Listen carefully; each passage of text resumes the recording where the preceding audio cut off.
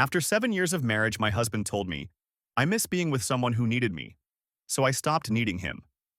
3 weeks later, he found out who was actually paying off the mortgage, and it wasn't him. I'm Emily, 36, female, and apparently too independent to be loved. That's not what he said, of course.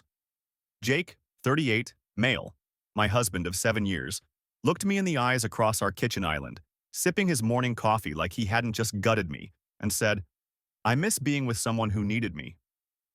That was 3 weeks ago. I haven't needed him since. Let me back up. Jake and I met the way people in their late 20s meet when they're tired of the apps, through mutual friends, at a barbecue, surrounded by people trying too hard to be funny. He wasn't flashy, didn't dominate the conversation, just listened. In a world full of men who perform, Jake observed. That felt safe. We dated for 2 years before getting married. I was finishing my master's in environmental architecture. He was working construction management for a mid-sized firm. Good money, long hours. We had chemistry, but also balance. I was the planner, the one who made lists, remembered birthdays. He was calm in a crisis and could fix literally anything with duct tape and time. My friends called him dad energy before it was a meme. The first few years of marriage were solid. We bought a house together, modest but charming, and started dreaming about building a cabin up north one day. But then something shifted, not all at once. It crept in slowly, like mold behind drywall. By year 5, I was the one managing our finances, handling the bills, doing the taxes. I got a promotion, then another. I was bringing in more than him. He said he was proud, but something in his smile changed. Jake used to come home tired but talkative. Lately, he came home tired and silent. Said work was stressful, but wouldn't elaborate. When I asked if he was okay, he'd nod like I was annoying him just by noticing. I thought maybe I'd done something wrong. Was I too busy, too career-focused, too self-sufficient? I offered to go on a weekend trip, just us. He said he was too tired. I cooked his favorite dinner. He barely touched it. I put on lingerie one night and he said, not in the mood. So when he finally said the thing, I miss being with someone who needed me, I felt this strange clarity slice through me like glass. That was the root of it, wasn't it? He didn't want a partner. He wanted to be a savior. I didn't yell, didn't cry. I just stood there in my robe, morning sun hitting the kitchen tile, thinking, okay, you want to feel needed? Let's see what happens when I stop needing you at all. I canceled the reminders for his dentist appointment. Stopped waking him up when he forgot to set his alarm. No more grocery lists that included his favorite snacks. If he left a mess, it stayed there.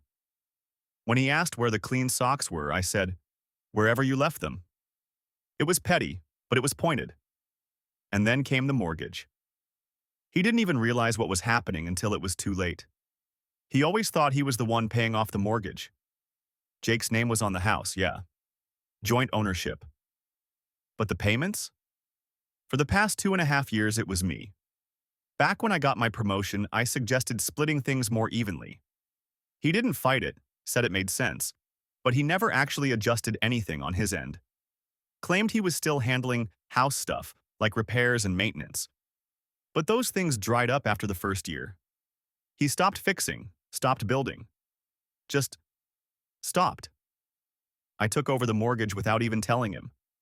Autopay came straight out of my account. He never noticed because I made it easy not to. I didn't want to emasculate him. I told myself it was love, that we were a team. I was so goddamn stupid. The first week after his little "I miss being needed" speech, I kept things subtle. No big drama, no confrontation. I just withdrew. Quietly. I still did the dishes, but not his laundry. Still cooked, but only what I felt like eating. When I got home before him, I didn't wait up. If he was having a bad day, I stopped asking why. By the second week, he started noticing. You're quiet lately, he said one night, flopping onto the couch like he owned the place. I'm tired, I replied, not looking up from my laptop. From then on, everything became a test. He forgot to bring the trash cans in. I didn't remind him. He didn't notice until the neighbors rolled theirs back and ours were still sitting on the curb like abandoned kids. When the bathroom sink clogged, he waited 3 days before grumbling and finally Googling how to fix it. I just kept living my life. Focused on work, went to yoga again, started having wine with dinner, alone. And that was when the mortgage letter arrived. It was routine. Just one of those yearly, your loan summary has been updated mailers. It had my name on it. Only my name. Because when I refinanced to a lower interest rate 2 years ago, Jake never signed the paperwork. He was on a fishing trip with his brother, and I'd figured, what the hell? It was faster this way. I was the one paying anyway. Jake picked up the envelope off the counter one night while I was brushing my teeth. "Hey, Em," he called out. "Why does this say your name only?" I froze, toothbrush halfway to my mouth. "What?" "This mortgage summary. It only lists you as the borrower." I came out into the hallway, drying my hands slowly. "Yeah, I refinanced it under my name." His face crumpled, but not with confusion. It was something uglier. Wounded pride. "You refinanced the house without telling me?"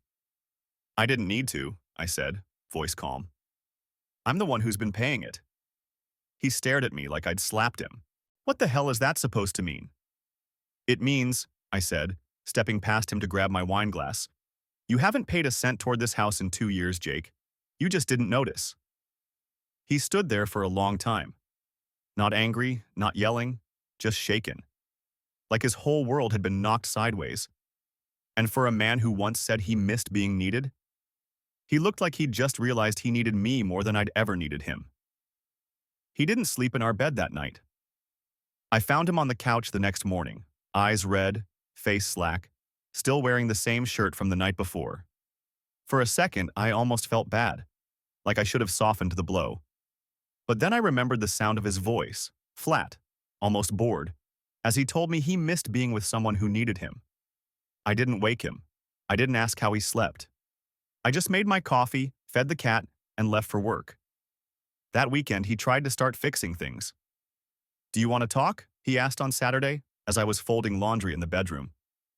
"About what?" I said, not looking up. He hesitated.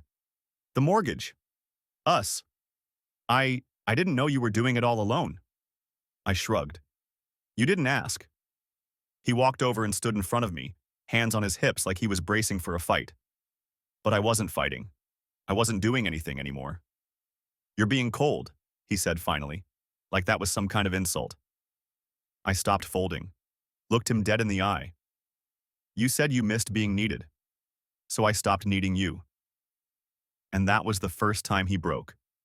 Not loudly, not violently, but something in him cracked. He sat down on the edge of the bed and just whispered, "I didn't mean it like that." I wanted to scream. "Then what the hell did you mean?" But I didn't. I didn't give him the release of yelling. I just turned and left the room. Silence was sharper than rage now. That week, he started doing little things again. Took out the trash, fixed the broken drawer in the kitchen, bought groceries, and even picked up my favorite wine like he used to. But it was all wrong. Performative. Like he was trying to prove something. Prove he still mattered. Still had a role here. The irony? I had already built a life without him inside our own marriage. My routines didn't need his input. My peace didn't include his presence. And then, on Thursday night, he made a mistake. I came home late from a work dinner. He was sitting on the porch drinking a beer, and his phone was face up beside him. Lit up, open text thread. I don't snoop. Never have. But I saw it before he could turn it over. I just feel like she doesn't respect me anymore. She doesn't even care if I'm around. It's like I'm invisible in my own house. The name at the top? Aaron, his coworker. He didn't notice I'd seen. He just smiled and asked how my night was. I said fine, and walked inside, my heart pounding, my throat dry. Respect. He wanted respect? Funny, considering he was texting another woman about how unloved he felt, while sitting on the porch of the house I paid for, that he didn't even realize I owned alone. That was the moment the bitterness calcified into something stronger. I wasn't just done needing him. I was done protecting him. The next day, I started collecting receipts. Not literal ones, though I had plenty of those too, but emotional receipts. The kinds that pile up slowly over years until they form a case you can't unsee anymore. Every chore I picked up because he forgot. Every night I sat in silence while he stared at the TV, unreachable. Every doctor's appointment I drove myself to. Every birthday he phoned in. Every promotion of mine he met with a grunt instead of congratulations. I saw it all with fresh eyes now. The imbalance wasn't new. It was just finally undeniable. That weekend, I found the courage to scroll through more of his messages. I hadn't planned on it, but once you see one red flag, your brain starts digging. I waited until he was in the shower, sat on the edge of our bed with his phone unlocked, heart racing, and opened the thread with Aaron. It was worse than I expected. They'd been texting almost daily. Nothing overtly sexual, but intimate in that soft, slippery way that's harder to pin down, and somehow more treacherous. She called him sweetheart once. He called her his escape. There was one message from 2 weeks ago that made me stop breathing for a second. If things were different, I think I would have ended up with you. He didn't reply directly, but the next day, he'd bought her coffee. Just because? I didn't confront him. No. Instead, I printed out the mortgage documents, my bank statements, screenshots of the text thread, and the refinancing agreement. All of it. Put it in a manila folder labeled, "For Jake." I left it on his side of the bed Monday morning before leaving for work. By lunchtime, he had called me 4 times, texted 10. Can we talk? Emily, please. I didn't mean it like that. By the time I got home, he was sitting at the kitchen table, the folder in front of him, eyes hollow. You went through my phone, he said. You were already going through my life like I wasn't in it, I said calmly. I figured we could both stop pretending. That's when he snapped. He stood up so fast the chair skidded across the floor and hit the wall. This is messed up, Emily. You're acting like I cheated on you. You emotionally did, I said. Repeatedly. You don't get to build a whole separate intimacy with someone else and then play dumb. She was just a friend. No, I said, stepping closer. I'm your friend, your partner, your wife. But I stopped being that when I stopped being pathetic enough to make you feel useful. He looked like he wanted to scream, but didn't. Instead, he did something worse. He started to cry. Not the gut-wrenching kind. Not even angry tears. Just quiet, pathetic sobs that made him look like a child who lost his toy. I didn't know how to tell you I felt useless, he whispered. I stared at him. Really stared. And in that moment, I felt nothing. No anger, no pity. Just a dull, detached sense of clarity. And then I dropped the match. I called the lawyer, I said. We need to talk about the house. Don't forget to subscribe. Update. 1. I didn't expect this many of you to respond, honestly. I figured maybe a few late-night Reddit scrollers would read it and move on. But the DMs, the comments, some of y'all made me laugh when I needed it most. He wanted to be needed. Give him a shovel and bury his ego. I screenshotted that one and sent it to my best friend. But the message that hit me hardest said, he doesn't want a partner. He wants a dependent. Yeah. That was the punch in the gut I didn't know I needed. So here's what happened after I dropped the "I called a lawyer" bomb. He froze. Went pale. Like I'd hit him with a stun grenade. At first he didn't speak. Just stared at me, then at the folder. Like maybe if he looked long enough, the words would rewrite themselves. You're divorcing me? He finally asked, voice cracking. No, I said. Not yet. But I am protecting what's mine. That's when the floodgates opened. He begged. I mean, actual on his knees begging. Said he'd go to therapy, that he was just lost, and didn't realize how far things had gone. That Aaron didn't mean anything, that I was the only one he wanted. Then came the panic spiral. He started pulling photo albums off shelves. Literally. Sat on the floor flipping through pictures of us like a human Pinterest board for regret. Remember this trip? Look at our first Christmas in this house. We were happy, Em. Please don't throw this away. It would have been heartbreaking if it hadn't come after I stopped protecting him. I stayed calm. I let him spiral. But inside, I was already gone. Then he played the final card, the pity plea. If we split up, I'll have nothing. You'll be fine. You've always been fine. I'm just, what am I without you? And I said the thing that I think finally broke him. That's not my problem anymore. That night, he packed a duffel bag and left. Said he needed time to think. I let him go.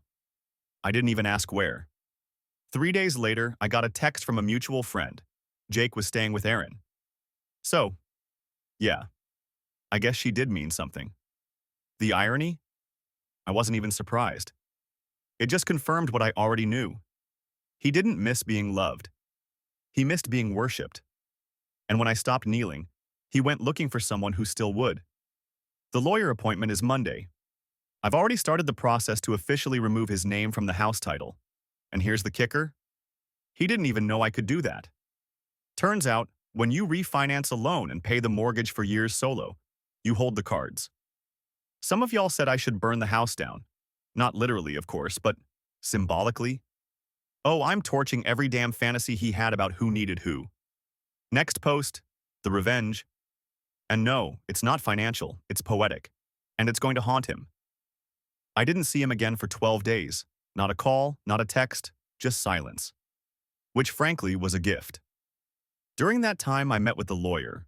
We went over the paperwork, reviewed the refinance, pulled up payment records. The look on her face when I laid it all out?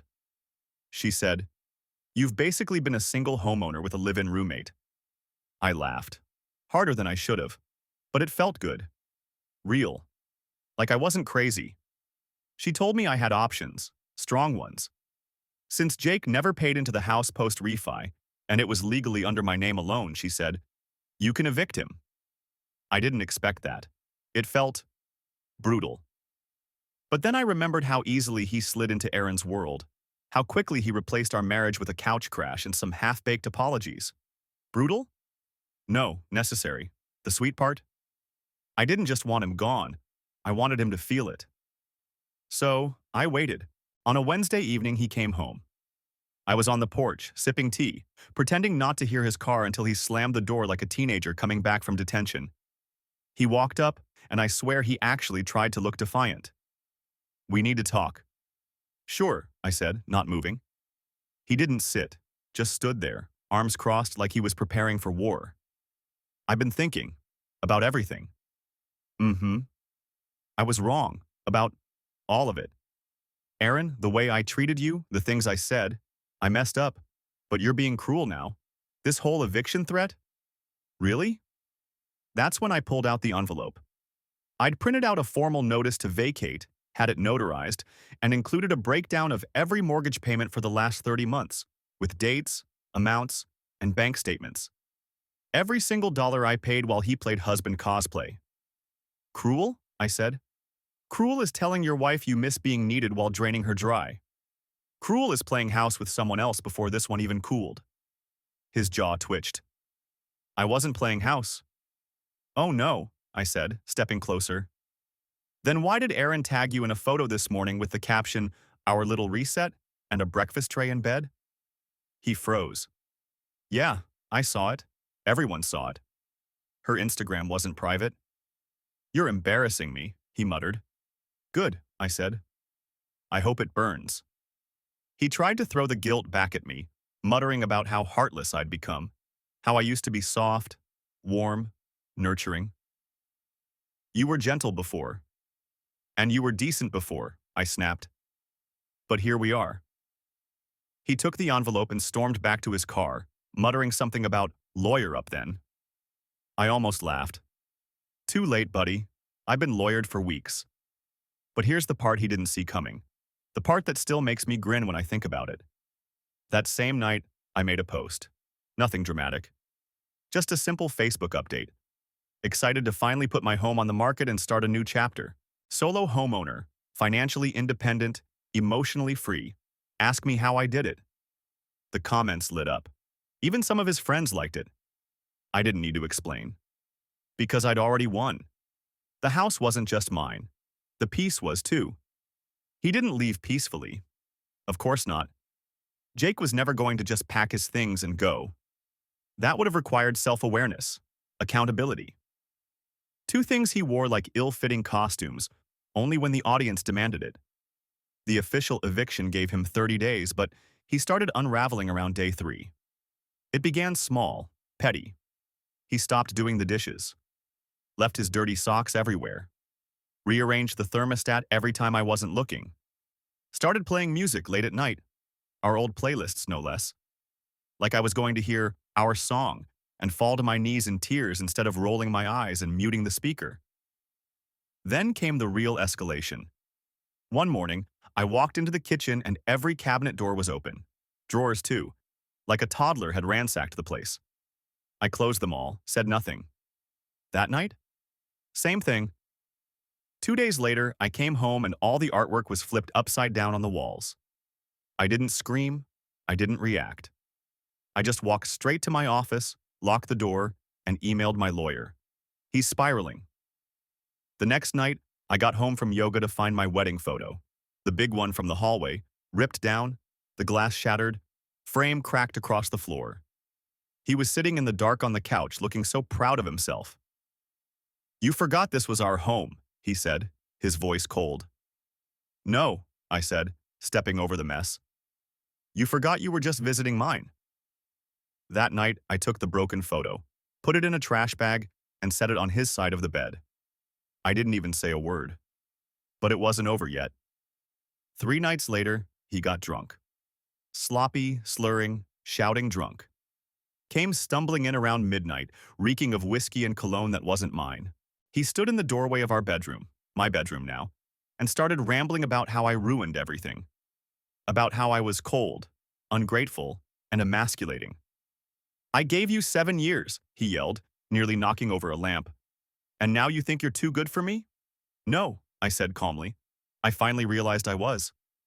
That set him off. He stormed out, came back an hour later, pounded on the door, screamed from the lawn about how I'd taken everything, called me names he never dared before. I called the cops. He left before they arrived, but I made a report, sent the file to my lawyer the next day. That gave us leverage, a lot of it. 10 days later, he was served with a no-contact agreement pending the final split of assets. And here's the twist: there were no assets. Because there was nothing he owned. The house? Mine. The car? Leased in my name. The furniture? I'd bought all of it post-marriage. The only thing he had was his bruised ego and a toothbrush he kept leaving in the sink like a dog marking territory. So I boxed up his things, dropped them at Aaron's building. No note, no drama. Just a post-it on the top that said, "You missed being needed. Now go be someone else's problem." Don't forget to subscribe. Update. 2. I wasn't planning on posting again. Really. I thought I'd had my final word, tied it all up with that box of his crap delivered to Aaron's place. Done. Closure. Clean break. But Jake, ever the emotionally stunted gift that keeps on giving, decided to leave me one last parting surprise. I found it tucked inside the utensil drawer. Not even hidden well. Just there. Slipped behind the spatulas like it belonged. The envelope said, "Read me," in his handwriting. Slanted, rushed. I almost threw it straight in the trash. Almost. But curiosity's a hell of a drug. Inside was a letter. 3 pages, handwritten. Not an apology. Don't get your hopes up. It was something between a confession and a tantrum. I won't quote the whole thing, but here's the gist. He said he never wanted to be the bad guy. That he didn't realize how much I did until it was gone. That watching me stop needing him felt like dying slowly in your own home. He blamed his affair, or whatever the hell you want to call it, with Aaron on loneliness. Said I was too competent. That I didn't leave space for him to step in. Too competent. Can you believe that? Then he said something that chilled me. "You were never supposed to stop loving me first." That's when I realized he didn't miss me. He missed the version of himself he got to be when I looked up to him. When I depended on him. When I treated him like he was irreplaceable. I stopped doing that. So he fell apart. But here's the thing, and I wish I could carve this into a wall somewhere. Love isn't built on someone else's weakness. If you need me to be small so you can feel big, that's not love. That's control with flowers taped to it. I didn't write back. I didn't call. I folded the letter in half and lit it in the sink, watched it curl and blacken and vanish. And then I laughed. Not cruelly. Just, finally. Because I'm free now. House? Mine? Name? Untarnished. Future? Unwritten. But mine. The only thing Jake ever built in this house was a fantasy that I couldn't live without him. But I'm still here. And he's just a story I survived. I listed the house 2 weeks later, not out of grief, not out of some dramatic purging. I just didn't want his ghost hanging around. Every creaky floorboard, every corner he never bothered to paint, every drawer where he might have stuffed another letter, it all felt like leftover noise from a man who never really showed up until it was too late. The realtor walked in and said, "This place is gorgeous. Whoever lived here took good care of it." I smiled. Yeah, she did. Turns out, being competent looks good on the market. While the house was on display, I stayed with my best friend, Lena. The woman is a human shot of tequila. Sharp, warm, and dangerous if you underestimate her. She let me crash on her couch, pour my heart out into microwaved wine, and roast Jake to shreds every time I needed to laugh. "Too competent," she mocked once, shoving a fry in her mouth. "Girl, you filed taxes, kept your plants alive, and refinanced a mortgage. You're not competent. You're terrifying." And maybe I was. Maybe that's what scared him. But I was done apologizing for that. The revenge, though, that wasn't done with him yet. See, I hadn't just boxed up his stuff and dumped it at Aaron's. I'd slipped something in the bottom of the bag, a copy of our refinancing contract with the date circled in red. A little sticky note on top that said, "Ask him what he was doing the day I bought the house." Because here's the kicker I haven't told you yet.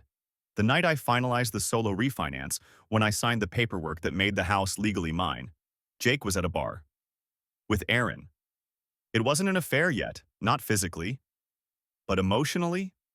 Oh, it had begun. He thought I didn't know. But I did. I'd seen the lift charge, the messages, the hesitation when I asked where he'd been. I just hadn't said anything. Not yet. So I held on to it. Waited.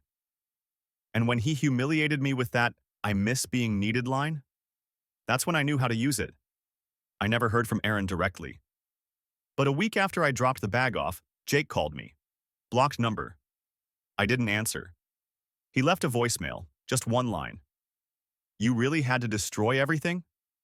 I replayed it 3 times, not out of sadness, but because I wanted to memorize the way his voice cracked. And then I deleted it. Destroy everything? No. I just revealed the truth. He wasn't a provider. He wasn't a builder. He wasn't the man he told her or me he was. He was a passenger in a life I drove, and I finally kicked him out of the car. The house sold above asking. Cash buyer. No contingencies. The new owner said he loved the bones of it, called it sturdy, resilient, said it had good energy. I smiled and handed him the keys. It felt poetic, honestly.